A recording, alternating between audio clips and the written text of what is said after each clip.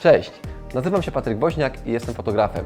Dzisiaj omówię, jak zostały stworzone ostatnie zdjęcia z sesji buduarowej dla marki Godox, jakie lampy zostały użyte, jak je rozstawiliśmy oraz jakie modyfikatory zastosowaliśmy. Przejdźmy do pierwszego schematu.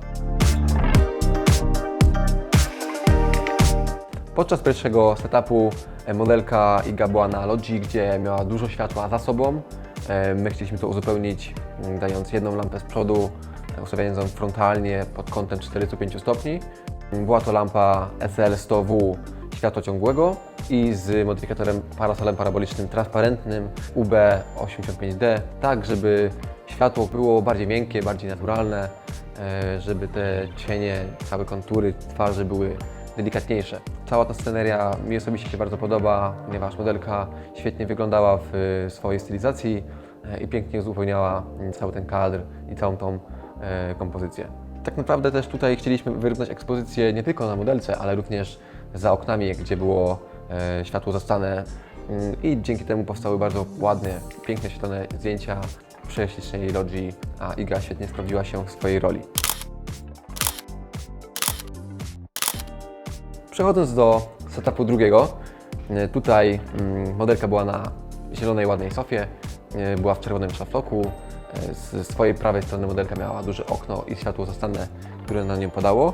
My tutaj użyliśmy jeszcze dwóch lamp. Jedna lampa główna SL200W drugiej generacji była jako główne światło z softboxem 120 cm oraz gridem. Grid tutaj nam pozwala bardziej ukierunkować, trzymać to światło w danym kierunku na modelkę. Drugą lampę z softboxem prostokątnym 50 na 70 cm daliśmy z lewej strony modelki, z prawej strony fotografa, tak żeby uzupełnić cienie tutaj na buzi oraz na całej postaci, żeby to było równomiernie doświetlone.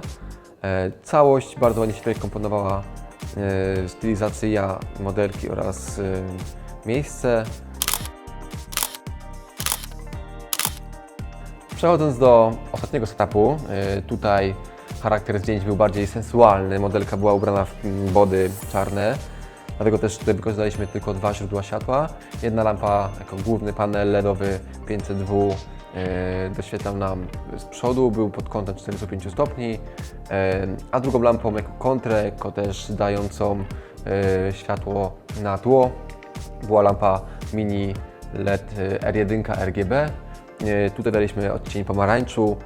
Te obie lampy były zasilane akumulatorowo, dlatego też wygodnie było przemieszczać się podczas zrobienia zdjęć fotografowi. Modelka pięknie tutaj nam pozowała, świetną pracą ciała. Moim zdaniem te zdjęcia są bardzo, bardzo dobre. Możecie je teraz zobaczyć tutaj na ekranie. Podsumowując dzisiejsze omówienie sesji buduarowej, mam nadzieję, że przyda Wam się ta wiedza, gdzie możecie sami wykorzystać takie lampy podczas sesji w własnym domu.